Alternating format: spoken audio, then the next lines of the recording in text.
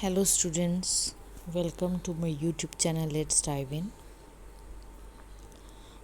आज की वीडियो में हम करेंगे दो न्यूमेरिकल्स जो आपके साइंस की बुक NCERT बुक के पेज नंबर 136 पे हैं। ये दोनों जो न्यूमेरिकल्स हैं आपके जो पिछली टॉपिक हमने वीडियो में जो किए हैं उसके साथ रिलेट कर रहे हैं। फर्स्ट जो न्यूमेरिकल है उसको हम देखते हैं कि उसमें क्या दिया गया है और हमने क्या उसमें फाइंड आउट करना है। तो यहाँ पे देखिए ध्यान से कि कार है जो एक लेज से फॉल करी है। लेज मीन यहाँ पे एक हाइट दी रखी है, एक हाइट है कोई भी, तो एक हाइट से कार जो है फॉल कर रही है और ग्राउंड के ऊपर आ रही है। वो कितने टाइम पे आ रही है? 0.5 सेकेंड में नीचे गिर रही है। साथ ही साथ उन्होंने हमें ग्रेविटी दी है कि जिस ग्रेविटी के साथ अर्थ उसको पुल कर रही है, अपनी तरफ खींच रही है, वो ग्रेविटी है 9.8 की जगह उन्होंने हमें दिया है कि आप 10 मीटर पर सेकेंड स्क्वायर ले। अगर आपको क्वेश्चन में ग्रेविटी दी हुई है कि अगर आप ग्रेविटी 10 लेंगे तो आप 10 ही लोगे। अगर आपको नहीं दी हुई ग्रेविटी कि इतनी तो फिर आप अपनी मर्जी से 9.8 ले सकते हो, लेकिन अगर गिवन है तो आपको उतनी ही ग्रेविटी लेनी पड़ेगी जितनी कि आपको गिवन है। यहाँ पे हमें तीन जो क्वेश्चंस पूछ रखे हैं उन्होंने, तीनों क्वेश्चंस में क्या है दिख रहे हैं। First is what is its speed on striking the ground, कि जो कार जो नीचे की तरफ फॉल करी है वो किस स्पीड के साथ नीचे आएगी। सेकंड है कि उसकी 0.5 सेकंड में उसकी एवरेज स्पीड कितनी होगी, कि 0.5 सेकंड में अगर वो नीचे की तरफ आ रही है, इतने टाइम में अगर वो नीचे की तरफ आ रही है कार, तो उसकी स्पीड कितनी होगी। और थर्ड है जो लेज है वो ग्राउंड से कितनी दूरी पे है, तो how high is the ledge from the ground. ये सारी जो तीनों चीज़ें हैं हमने आज सॉल्व करनी है। देखिए ये हमारे पास क्वेश्चन की जो सॉल्यूशन है वो मैंने दे रखी है यहाँ पे। आप चाहे तो इसको स्क्रीनशॉट भी ले लेना है, साथ में साथ आपको ये समझ में भी आ जाएगी कि कैसे इसको किया गया है। देखिए जो हमारी कार है ये एक हमने हाइट दे रखी है और इसके ऊपर ये जो कार है वो एक हाइट के ऊपर खड़ी है। अभी ये नीचे की तरफ फॉल करी है और पिछली जो वीडियो है उसमें हमने यही डिस्कस किया था पहली बात तो, कि जो इसकी इनिशियल वेलोसिटी होगी वो ज़ीरो होगी। क्यों ज़ीरो होगी? क्योंकि वो नीचे की तरफ फॉल करी है। जब कोई भी चीज़ नीचे की तरफ फ्री फॉल करेगी, हमने इसमें कर रखा है पिछले टॉपिक में कि कोई भी चीज़ अगर फ्री फॉल करेगी तो उसकी जो इनिशियल वेलोसिटी है वो ज़ीरो होगी। अब यहाँ पे हमें उन्होंने इनिशियल वेलोसिटी ज़ीरो जो है वो हम मान लेंगे कि जो इस कार की इनिशियल वेलोसिटी है वो ज़ीरो है। टाइम हमें दे रखा है, टाइम आपको पता है 0.5 सेकेंड, और ग्रेविटी जो है वो हमें गिवन है g is equal to 10 metre per second square. दोनों चीज़ें हमें उन्होंने दे रखी है। तो जो फर्स्ट हमें उन्होंने पूछा था वो क्या था, दैट इज़ कि किस वेलोसिटी के साथ नीचे की तरफ आएगी। तो जो वेलोसिटी है वो हमारे पास उसका फॉर्मूला है v is equal to u plus a t. अब v जो है वो क्या है, यहाँ पे हमारी वेलोसिटी है। अब ग्राउंड की तरफ आ रही है, नीचे की तरफ आ रही है, तो v यहाँ पे नेगेटिव लेंगे।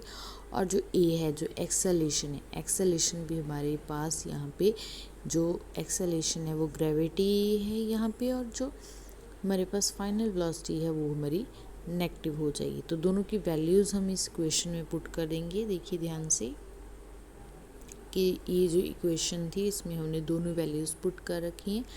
तो ये क्या बन जाएगी equation, minus v is equal to u जो है वो ज़ीरो है, यू हमारे पास ज़ीरो है तो ज़ीरो हमने यहाँ पे पुट कर दिया है, प्लस और ए जो है वो नेगेटिव का जी है, जी नेगेटिव में जाएगी, ग्रेविटी जो है वो नेगेटिव आएगी यहाँ पे, और टी जो है वो टाइम को डिनोट करता है।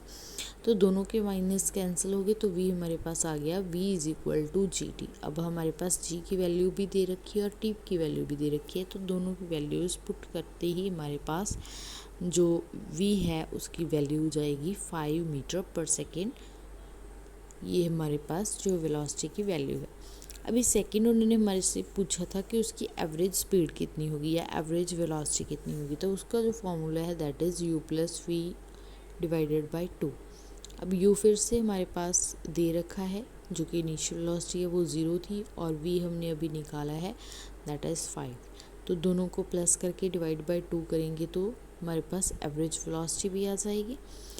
सिमिलरली हमारे पास जो थर्ड स्टेप था, जो थर्ड क्वेश्चन था, उसमें हमें पूछ रखा था कि जो लेज है वो कार से ग्राउंड से जो लेज है वो जो कार है वो ग्राउंड से जब नीचे की तरफ आएगी तो वो कितनी हाइट से आएगी। अब हमें यहाँ पे हाइट पता करनी है।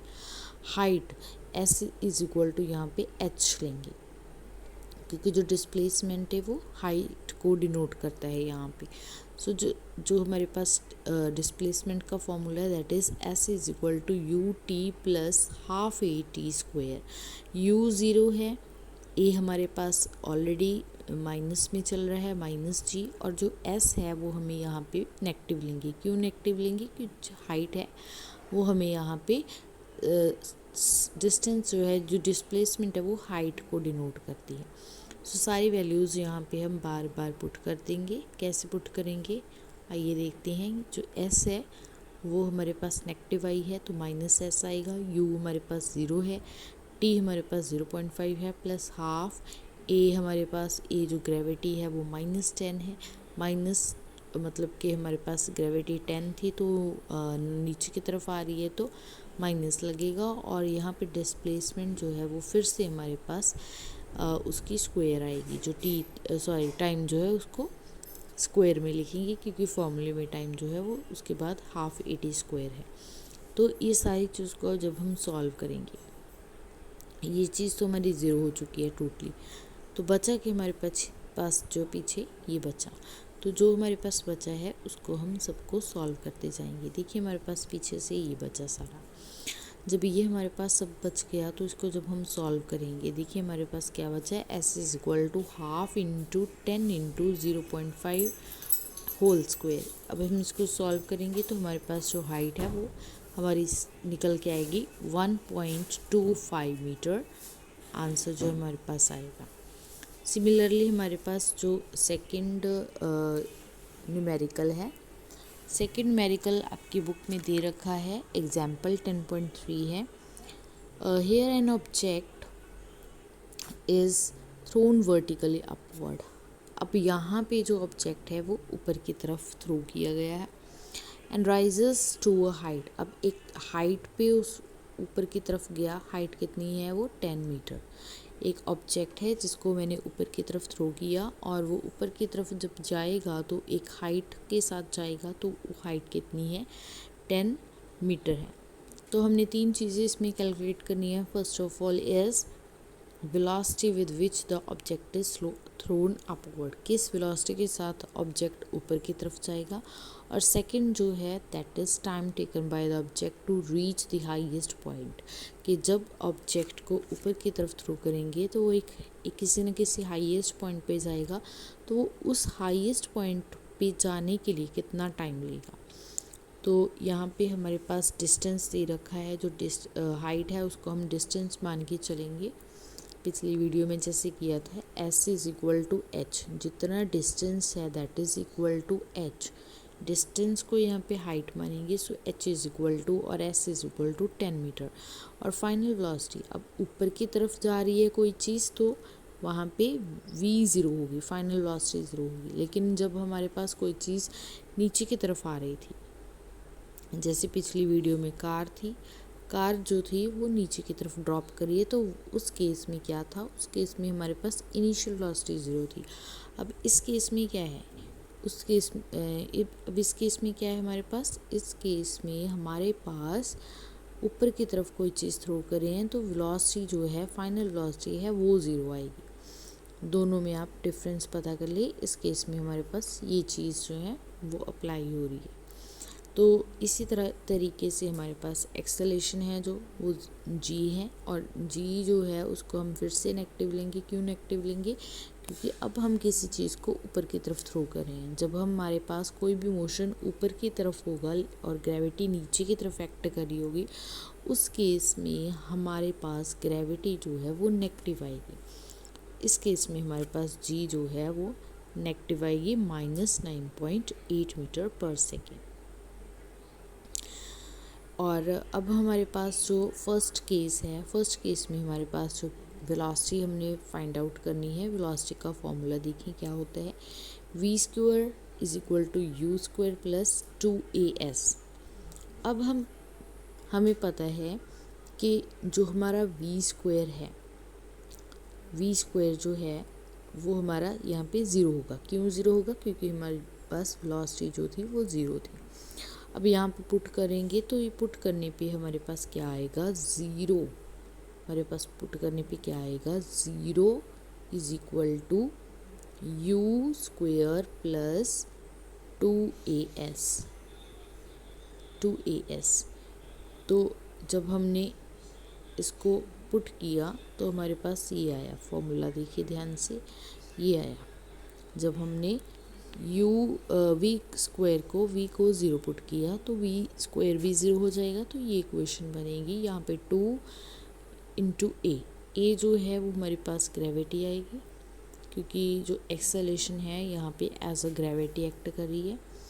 तो g जो है वो माइनस में आएगी 9.8 × एस डिस्टेंस है वो 10 है। तो इसका पॉइंट हटाने के लिए मैंने नीचे 10 लगा दिया और नेगेटिव यहाँ पे पॉजिटिव हो जाएगा।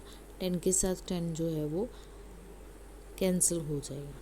कैंसिल होने के बाद क्या होगा, u² =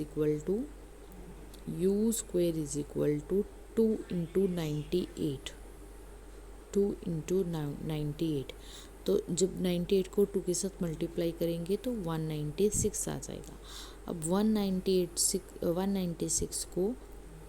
196 का हमने जब स्क्वायर रूट किया तो वो हमारे पास कितना आएगा, 14 × 14, क्योंकि 14 × 14 क्या कितना होता है, 196। तो u की जो वैल्यू है वो हमारे पास मीटर पर सेकंड स्क्वायर में आ जाएगी। और सेकंड जो हमसे पूछा गया है वो है टाइम, कि जो कोई भी चीज़, हम कोई भी ऑब्जेक्ट को वर्टिकली जब हम ऊपर की तरफ थ्रो करते हैं वो अपने हाईएस्ट पॉइंट से लेके नीचे की तरफ जब आएगी तो हाईएस्ट पॉइंट पर पहुंचने के लिए वो कितना टाइम लेंगी।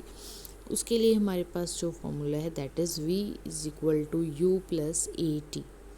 जैसे कि हमने पिछली क्वेश्चन में पढ़ रखा है कि जब हम मोशन को ऊपर की तरफ अप्लाई करते हैं तो उसमें फाइनल वेलोसिटी जो है वो 0 हो जाएगी।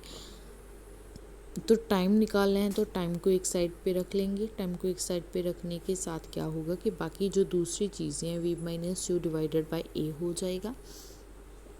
a अब हमें पता है कि a को हम g के बराबर रखेंगे, क्योंकि जो एक्सेलेरेशन की जगह पे यहाँ पे ग्रेविटी एक्ट कर रही है। नीचे की तरफ ऑब्जेक्ट को ऊपर की तरफ थ्रो किया गया लेकिन वो नीचे की तरफ आ रहा है, तो a जो है वो g के बराबर हो गया।